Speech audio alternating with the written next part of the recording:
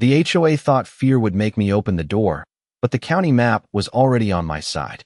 At 7:18 on a windy Saturday morning, I was inside my beach cabin on Pelican Shore, watching coffee drip into an old glass pot, when the porch camera chimed and showed 3 strangers standing on the wooden boardwalk that led to my front steps. The ocean was still gray under the morning clouds, dune grass bent in the salt air, and my weathered little cabin creaked the way it always did when the wind came off the water. But the men outside were not hikers, neighbors, or county workers. One held a clipboard with a printed notice clipped to the front. Another had his phone raised, recording the porch, the windows, and the private property sign beside the steps. The third stood near the sandy path, looking toward the side of the cabin as if he expected someone to give him permission to move closer. The man at the door announced that they were authorized property recovery agents acting on behalf of Harbor Dunes Estates, and that they had come to take possession of the cabin because of final compliance custody. For half a second, my body reacted faster than my mind. My hand moved toward the locked storage cabinet near the hallway, the place where I kept things I had no desire to involve in a property dispute. Then I stopped. That one pause probably saved the entire morning from becoming the story Eleanor Whitcomb wanted to tell. I took my hand away, stepped back from the hallway, locked the interior latch on the front door, and reminded myself that real ownership does not need panic to prove itself. My name is Nathan Brooks, and that cabin was mine. Not rented, not borrowed, not managed by the Homeowners Association, and not sitting inside Harbor Dunes Estates. I had a deed, a separate parcel number, a county tax bill, title confirmation, insurance, and an access path from the county beach road. Eleanor Whitcomb, the president of Harbor Dunes Estates, hated that cabin because it did not match the polished white beach houses behind the dunes, but disliking weathered siding was not the same as owning it. I opened the porch speaker and asked the men to state their full names. Company name, written legal authority, court order, sheriff document, and the person who authorized entry onto private property. The man with the clipboard said those details would be provided after the property was secured. I repeated his words softly into my phone notes with the time beside them. Then I turned on every camera feed: porch, side deck, beach path, and driveway pull-off near the county road. Outside, the men kept talking about compliance, custody, community protection, and refusal to cooperate. Inside, I opened my document folder on the kitchen table and placed the deed, county boundary map, title email, tax record, and Eleanor's notices in order. Then I called the county sheriff office from the saved number on my phone, not from any paper outside my door. I gave my address, explained that unknown individuals were claiming Homeowners Association authority to take possession of a privately owned beach cabin, and told the dispatcher I was inside. The doors were locked, the cameras were recording, and I was not opening the door. The dispatcher told me to stay inside and wait for a deputy. I thanked her, set the phone on speaker, and looked back at the porch camera. The cabin had not changed owners. The only thing changing was who would have to prove they had the right to stand there. 3 weeks before those strangers stood on my boardwalk, the cabin had been nothing more than a weathered listing with bad photos, a low price for the area, and enough salt damage to scare away anyone who wanted a polished weekend home. To me, it looked like the last honest place left on that stretch of coast. Pelican Shore was not fancy in the way Harbor Dunes Estates was fancy. The cabin sat beyond the clean white beach houses and private dune paths, on a separate parcel near the county beach road, with gray cedar siding, a narrow porch, old storm shutters, and a roof that had survived more rough weather than most of the new construction behind it. The steps creaked. The railings needed sanding. The outside shower had rust around the pipe. The dune grass grew wild along the sandy path. But when I walked through it the first time with the real estate agent, I could hear the ocean from every room, and I knew exactly why someone had built it there in the first place. It was not built to impress a board. It was built to face the water. Before I made an offer, I checked the documents more carefully than I checked the view. My father had taught me that land near water always came with stories, and not all of them were written clearly unless you knew where to look. The title officer, Claire Donovan, sent me the deed history, title commitment, county parcel record, tax file, boundary map, access path description, insurance requirements, and recorded restrictions affecting the property. I read everything at my dining table with a yellow highlighter and a notebook. The cabin had its own parcel number. The taxes went directly to the county. The access path connected to the county beach road, not to a private Harbor Dunes street. The boundary map placed the cabin outside the recorded lines of Harbor Dunes estates. There were coastal maintenance rules from the county, storm protection requirements, and limits on disturbing dune vegetation, but there was no recorded covenant placing my cabin under the homeowners association. Claire confirmed that in writing before closing. She said Harbor Dunes estates bordered the area behind the dunes, but the cabin parcel was separate private property, and the title search showed no association control over the structure, the porch, the access path, or the small sandy pull-off where a vehicle could park. That email mattered to me because the listing agent had already warned me that Harbor Dunes residents had opinions about the cabin. They thought it looked outdated. They thought it lowered the tone of the beach approach. They thought the boat rack and weathered siding made the shoreline look less exclusive. I told her opinions were not liens, and she laughed because she thought I was joking. I was not. I closed on the cabin on a Thursday afternoon, signed the final documents, bought a small bottle of sparkling cider from the market, and drove out before sunset with the keys in my pocket. I opened the door, stood in the empty living room, and watched orange lights spread across the old floorboards. The place smelled like cedar, salt, and dust. It needed work, but it was mine. I had no idea Eleanor Whitcomb had already decided that if the homeowners association could not own the cabin, it would try to control the story around it. The first time Eleanor Whitcomb appeared at the cabin, she did not introduce herself like a neighbor. She introduced herself like a person correcting a mistake that someone else had failed to notice. It was the Saturday after closing, 2 days after I had swept the sand out of the living room and started measuring the porch rails. I was outside with a tape measure, a notebook, and a stack of sample boards leaning against the steps when a white luxury sport utility vehicle stopped near the sandy pull-off by the county beach road. Eleanor stepped out wearing a cream blazer, dark sunglasses, and the kind of calm smile that did not reach her eyes. Behind her, Harbor Dunes estates looked like a brochure. White houses, glass balconies, trimmed dune paths, matching signs, and landscaping that seemed designed to prove nature could be supervised. My cabin looked different, and that was exactly the point. The cedar siding had faded to silver. The porch boards were old but solid. The boat rack beside the wall had 2 empty slots and a coil of rope hanging from one hook. The path to the beach curved through dune grass that moved with the wind instead of lying flat like a managed lawn. Eleanor looked at all of it before she looked at me. Then she said she was the president of Harbor Dunes Estates and wanted to welcome me to the coastal community. I thanked her because that was the polite answer. She glanced down at my notebook and asked if I had already submitted an exterior improvement plan. I told her I was repairing what I owned, not expanding anything, and that county coastal rules were already in my folder. She nodded slowly, as if I had answered a different question. She said the cabin occupied a highly visible position along the community approach, and any changes to porch appearance, exterior color, access materials, dune path condition, or visible storage should be coordinated for neighborhood consistency. I asked her what document gave Harbor Dunes Estates review authority over my parcel. Her smile tightened. She said the issue was not ownership in the narrow sense, but shared coastal presentation, property values, and the visual harmony of the shoreline. That was the first time I heard the phrase coastal appearance influence zone. It sounded official if you did not ask where it was recorded. I asked exactly that. Was it in a deed restriction, a covenant, a recorded easement, a subdivision plat note, or a county file? Eleanor said not everything important was reduced to legal technicalities. I told her legal technicalities were usually what people called property rights when those rights were inconvenient. The wind moved between us, rattling the old storm shutters. For a moment, neither of us said anything. Then she told me that Harbor Dunes had protected the character of that shoreline for years, and she hoped I would not begin my ownership with unnecessary resistance.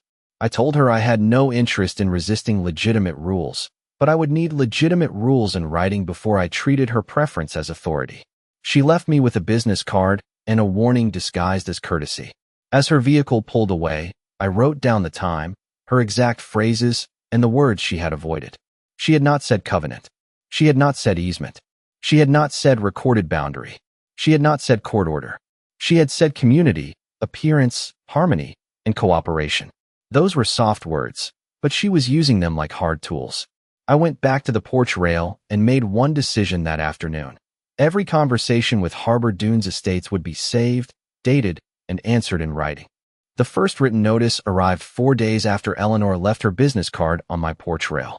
It came by email at 8:06 in the morning and by certified mail 2 days later, as if Harbor Dunes Estates wanted the message to feel heavier than it was.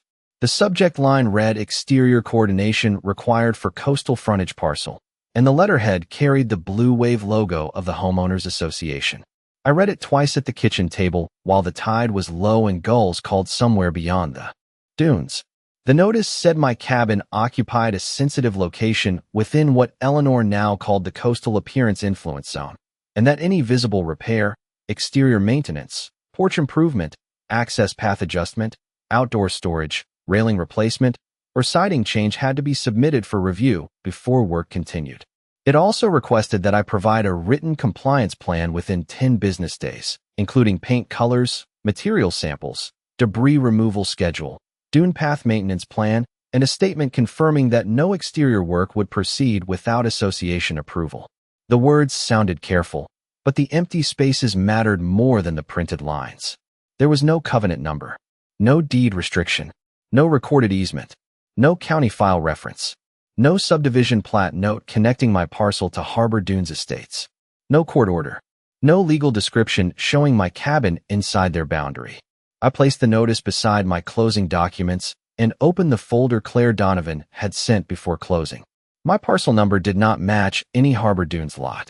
My tax bill did not go through the association. My access path did not cross a private association road. The boundary map put the cabin outside their recorded lines. I wrote a response the same afternoon, and I kept it short because long arguments invite people to pretend confusion is a defense. I thanked Eleanor for her message, stated that the cabin was separate private property outside Harbor Dunes Estates, and requested the recorded legal authority that gave the association review power over my parcel. I listed exactly what I would accept: a recorded covenant, deed restriction, easement agreement, boundary agreement, subdivision plat note, court order, or county-recognized document identifying my cabin parcel and granting association control.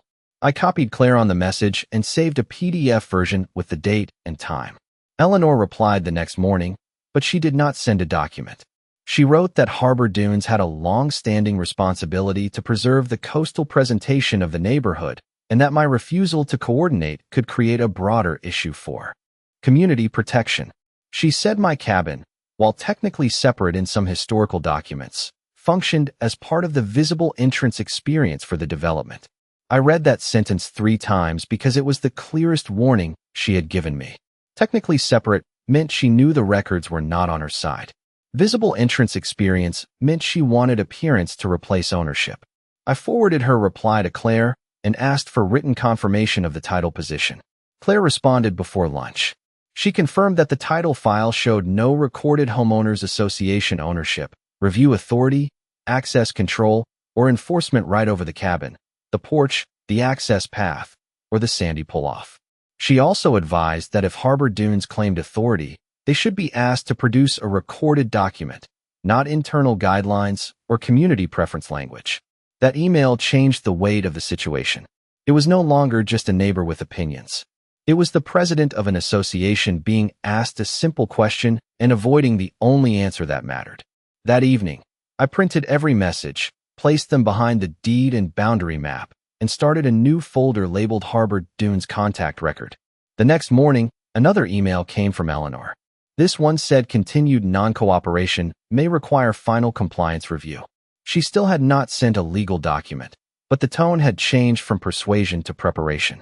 By the time Eleanor used the phrase final compliance review, I stopped treating Harbor Dunes Estates like an annoying neighbor and started treating the situation like a file that needed to survive inspection. The next morning, I drove 40 minutes inland to the county property records office with a folder on the passenger seat and sand still stuck in the floor mats of my truck. The building was plain brick, nothing like the polished clubhouse behind the dunes, but it had something Eleanor did not have: recorded facts.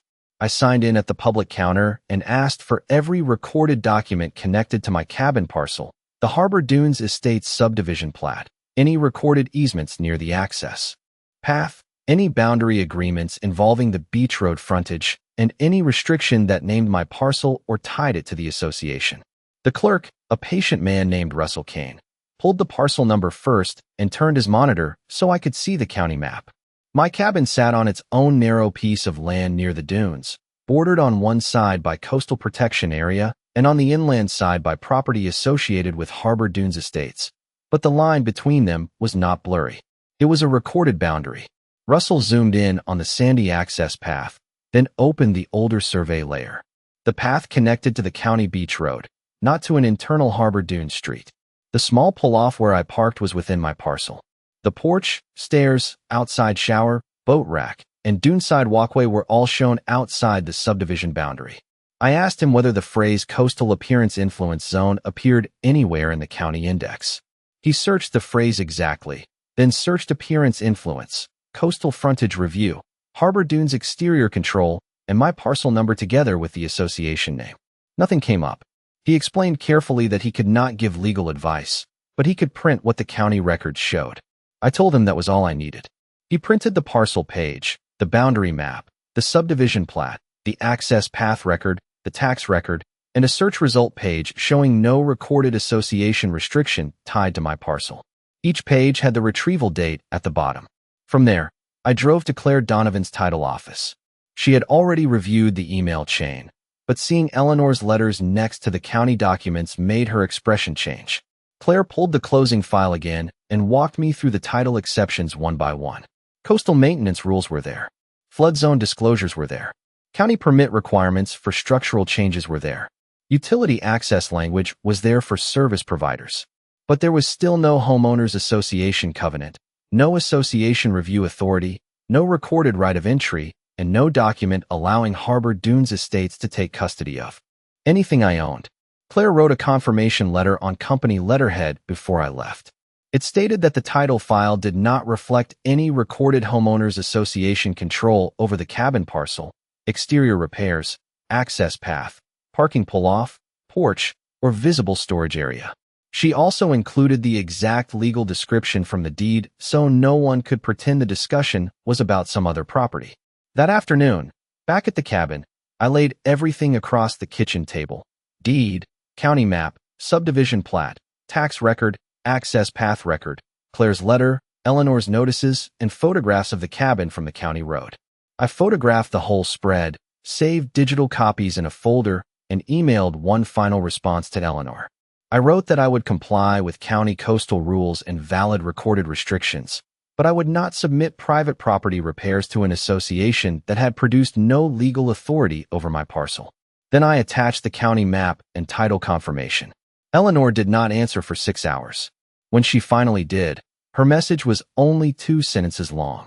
She said my refusal to cooperate had been documented, and Harbor Dunes Estates would proceed according to its final compliance process. I stared at those words until the screen went dim. She had been shown the map. She had been shown the title file. She had been asked for authority and produced none. Whatever came next would not happen because she was confused.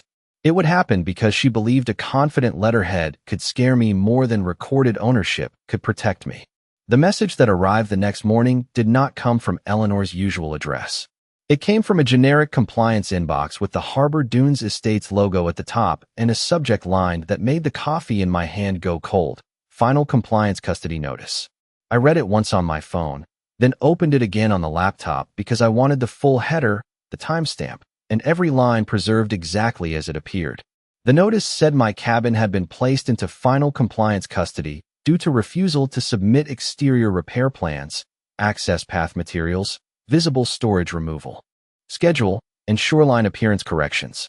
It claimed Harbor Dunes Estates had authorized a property recovery vendor to secure the structure, document the condition of the premises, and prevent further unauthorized exterior work until review was complete. The language was polished enough to scare someone who did not know what was missing. There was no court order, no county notice, no sheriff document, no case number, no judge's signature, no recorded covenant, no parcel description beyond a vague reference to the coastal frontage cabin near the community approach. It did not even use the legal description from my deed. It looked like authority from a distance, but up close it was only pressure in a formal outfit. I saved the email as a PDF, printed 2 copies, took screenshots of the header, and forwarded everything to Claire Donovan with 1 sentence. They are now claiming custody without producing recorded authority. Claire called me less than 10 minutes later. Her voice was calm, but not casual. She told me to keep the doors locked if anyone appeared, avoid any direct confrontation, speak only through a recorded method if possible, and call the county sheriff office if someone attempted to enter or take control of the property. She reminded me that title officers did not handle enforcement on site, but the paper trail was clear. No recorded homeowners association control appeared in the title file.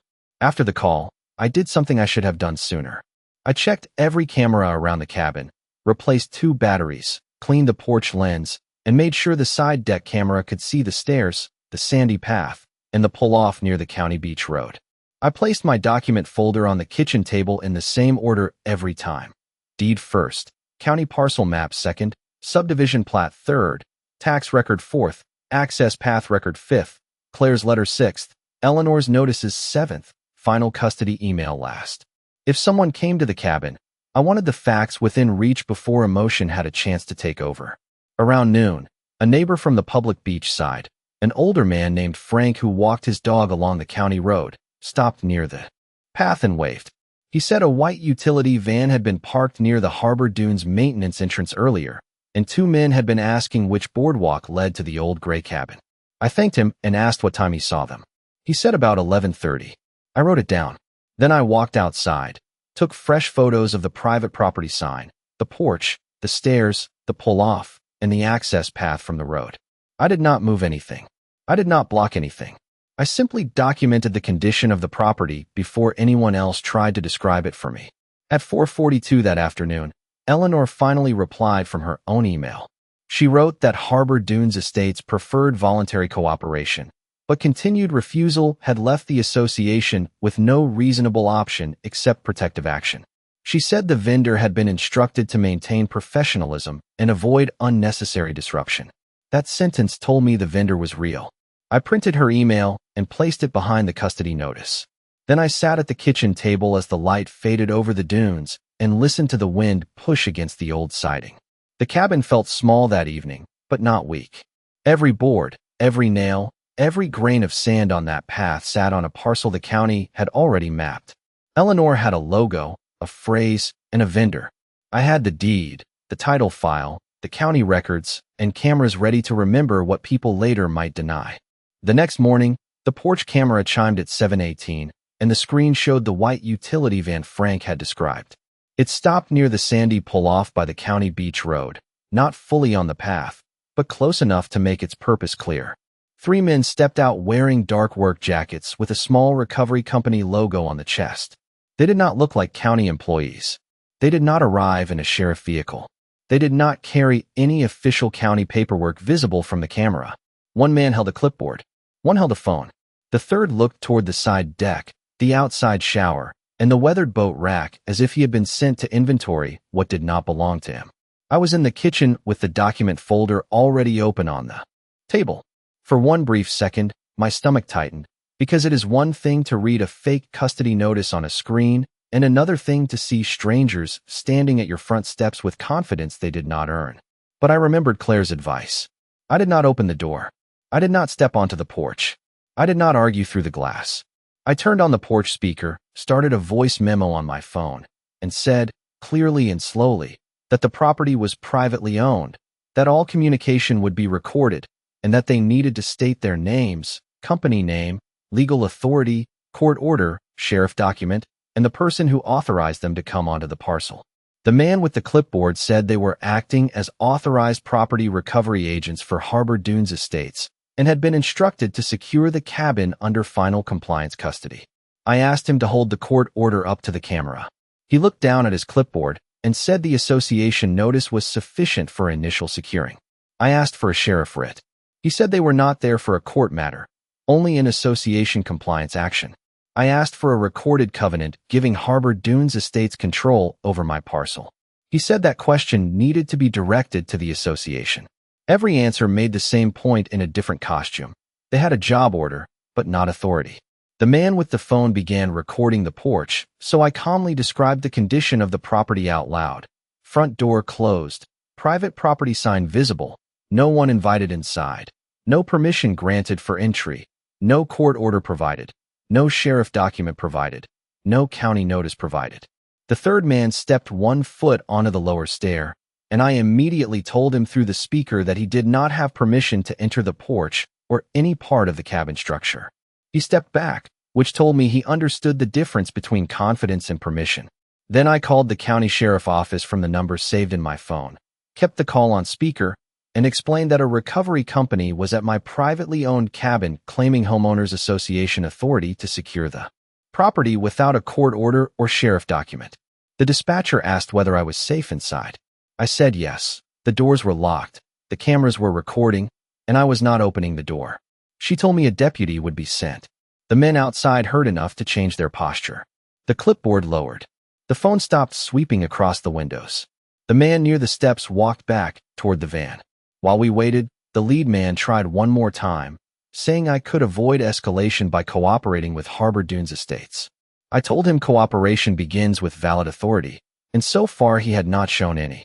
Then I placed the deed, the county parcel map, Claire's title confirmation, the tax record, and the access path record in a neat row on the kitchen table, directly under the window where the morning light made every page easy to read. Outside, the ocean kept moving like nothing unusual was happening. Inside, I watched the camera feed and understood the real shape of the moment. They had come to take control of a cabin, but they were now waiting on the one authority Eleanor could not invent with a logo.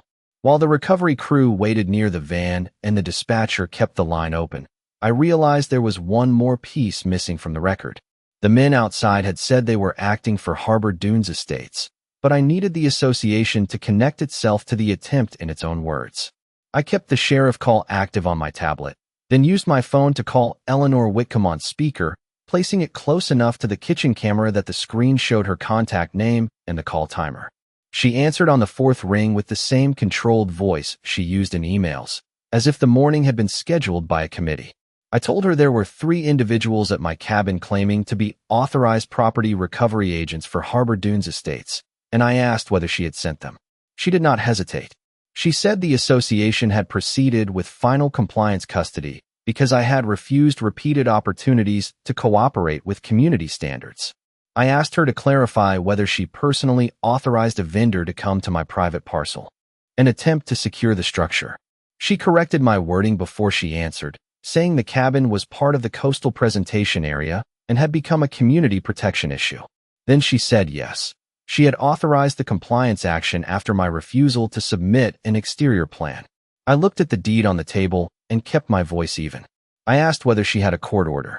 She said this was not a court matter. I asked whether she had a sheriff document. She said law enforcement was not necessary when an owner refused association process. I asked whether she had a recorded covenant or deed restriction giving Harbor Dunes Estates authority over my cabin parcel. She said I was hiding behind technical language and ignoring the larger obligation to protect neighborhood value. That was when the lead man outside looked toward the door, because he could hear enough through the speaker to understand that his paperwork was not becoming stronger. Eleanor kept talking, and the longer she talked, the more useful the call became. She said Harbor Dunes could not allow one neglected structure to damage the image of the entire shoreline. She said the vendor had been instructed only to secure and document the property, not to create unnecessary disruption. She said if I had submitted a plan like a reasonable owner, none of this would have been required. I asked one final time whether she could email, before the deputy arrived, any recorded legal authority showing that Harbor Dunes Estates had the right to take custody of my cabin. There was a pause long enough for the wind to push sand against the porch boards. Then she said the board had relied on long-standing coastal standards and her authority as president to protect community interests. I thanked her and told her the county sheriff office had been notified, cameras were recording, and all documents would be provided to the responding deputy. Her voice changed then. Not much, but enough. She asked why I had involved the sheriff if I had nothing to hide. I told her because people with real authority do not object when records are checked. Outside, the man with the clipboard walked several steps away from the porch and made his own phone call. The man with the camera lowered it completely. The third man stood beside the van with his hands in his jacket pockets, no longer looking toward the side deck or the boat rack. The confidence they had brought with them was draining away, not because I had raised my voice and not because I had stepped outside, but because their instructions had been exposed as instructions, not lawful control. When Eleanor ended the call, I saved the voice memo, took a screenshot of the call log, and wrote down the exact time. Then I placed my phone beside the printed custody notice on the table. A few minutes later, I saw the deputy vehicle turn off the county beach road and slow near the sandy pull-off. The men outside straightened up immediately. I opened the document folder to the deed page, then to the county parcel map, then to Claire Donovan's title letter. For the first time that morning, I felt the cabin settle back into itself. The boardwalk, the porch, the old cedar siding, the dune path, and the pull-off were no longer being described by Eleanor's phrases. They were about to be compared to the records that had existed long before she invented a process to control them. Deputy Mark Ellis stepped out of his vehicle with a calm expression and a small notebook in his hand, and the entire mood outside my cabin changed before he said a word. The recovery crew no longer looked like people arriving to take control of anything. They looked like people suddenly aware that every sentence they had used would need to survive a neutral question. I stayed inside until the deputy came to the porch and asked through the closed door if I was Nathan Brooks. I said yes and told him I would open the door once the men stepped away from the stairs. He looked at them, asked them to move back near the van, and waited until they did. Then I opened the door only enough to speak clearly, keeping the document folder in my hands. I told him the cabin was my private property, that the men had claimed homeowners association authority to secure it, that no court order or sheriff document had been shown, and that cameras had recorded the entire contact. Deputy Ellis asked the lead man for his paperwork first. The man handed over the printed custody notice, a work order from Harbor Dunes Estates, and a vendor instruction sheet. The deputy read quietly while the wind moved sand across the boards. Then he asked for a court order. The man said they did not have one. He asked for a writ or county authorization. The man said they were acting under association compliance authority. He asked whether they had permission from the property owner to enter the cabin, the porch, or the structure. The man looked toward me and said the owner had refused to cooperate. Deputy Ellis wrote that down, then said refusal to cooperate with a private association notice was not the same as legal permission to take possession of a structure. That sentence landed harder than anything I could have said. I handed him my deed, county parcel map, subdivision plat, tax record, access path record, Claire Donovan's title confirmation, Eleanor's email chain, and the final custody notice. He reviewed the parcel map against the address, then walked a few yards toward the sandy pull-off to compare the access path with the county road. He did not make a speech. He did not need to. The documents were simple when placed in the correct order. My cabin had a separate parcel number. The access path connected to the county beach road. The Harbor Dunes subdivision line sat inland from my property. The custody notice used association language, but it did not identify a recorded right to control, secure, enter, or seize anything. Deputy Ellis asked the lead man who had instructed them to come. The man gave Eleanor Whitcomb's name and said Harbor Dunes Estates had represented the matter as a final compliance action involving a non-cooperative owner. I asked whether he had been shown the county parcel map before arriving. He said no. I asked whether he had been given any document signed by a judge, sheriff, or county official. He said no again, softer this time. Deputy Ellis told the crew they did not have authority to enter the property or take control of the cabin based on the documents provided. He instructed them to leave the area, contact their client, and not return. Without valid legal authority, the men did not argue. The lead man took back his papers with the expression of someone realizing he had been sent to stand on the wrong side of a property line. The van pulled away a few minutes later, slow and quiet, leaving tire marks near the county road and nothing else behind. Deputy Ellis remained long enough to take my statement, note the camera footage, collect the names on the vendor paperwork, and issue an incident number. I gave him copies of the key documents and saved the report number in my phone before he left. After his vehicle disappeared down the road, the cabin was silent except for the ocean and the old siding shifting in the wind. Eleanor's notice had sounded powerful on paper, but it had not opened the door, moved the boundary, or changed ownership. The county record had done what fear could not do. It made everyone stop pretending. The incident number changed the entire conversation because it gave the board something Eleanor could not soften with phrases. By Monday morning, I had sent Harbor Dunes Estates a single email addressed to the board secretary, Peter Langford, with copies of the deed, county parcel map, subdivision plat, access path record, Claire Donovan's title confirmation, Eleanor's custody notice, the vendor work order, screenshots from the porch camera, my call log with Eleanor, and Deputy Ellis's incident number. I did not accuse anyone of a crime. I did not write angry paragraphs. I simply stated that a vendor acting under association instruction had attempted to secure a privately owned cabin outside the recorded subdivision boundary without a court order, sheriff document, county authorization, recorded covenant, or owner permission, and I requested written confirmation that no Harbor Dunes representative or vendor would return to my property without valid legal authority. Peter replied within 2 hours. His message was short, careful, and very different from Eleanor's. He said the board had not approved any action to take custody of my cabin, that the matter would be placed under immediate review, and that all vendor activity related to my parcel was suspended pending legal guidance. The emergency meeting was held that Thursday evening at the Harbor Dunes Clubhouse, a bright room with white walls, framed beach photographs, and a polished table that looked more expensive than my entire porch repair budget. I walked in with one binder and no attitude. Eleanor sat at the far end of the table in her cream blazer, her folder closed in front of her for the first time since I had met her. Peter opened the meeting by saying the purpose was not to discuss whether my cabin looked attractive from the community approach. The purpose was to determine whether Harbor Dunes Estates had any recorded authority to direct a vendor onto my property. I placed the county parcel map on the table first, then the subdivision plat, then the title confirmation. The line was easy to see. My cabin was outside Harbor Dunes Estates. The access path connected to the county beach road. The tax record named me, not the association. Claire's letter confirmed that no recorded homeowners association control appeared in the title file. Then I placed Eleanor's custody notice beside the vendor work order and the sheriff incident number. Peter asked Eleanor what document she had relied on when instructing the vendor.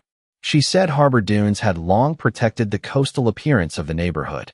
A board member asked whether that protection was recorded against my parcel. Eleanor said the board had always understood the cabin to be part of the visual shoreline approach. Peter repeated the question, this time asking for a covenant number, easement, court order, or county file. Eleanor did not provide one. The room became very still. After counsel reviewed the documents, the answer was put into writing. Harbor Dunes Estates had no recorded ownership, entry right, review power, custody authority, or enforcement control over my cabin, porch, access path, parking pull-off, exterior repairs, or visible storage area.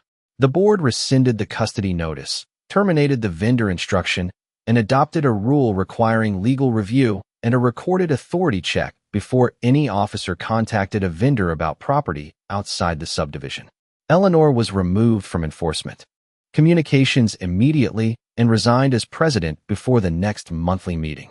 2 weeks later, I replaced the weak porch boards, sanded the railings, repaired the storm shutters, and repainted the private property sign beside the steps.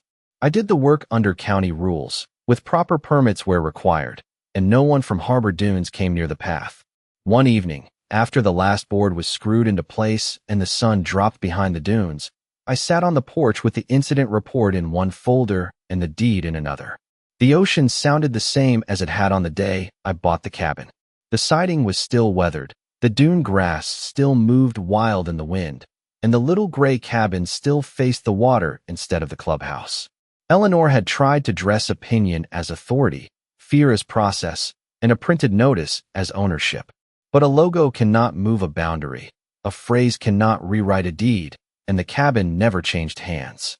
The only thing taken that week was the power she thought no one would question.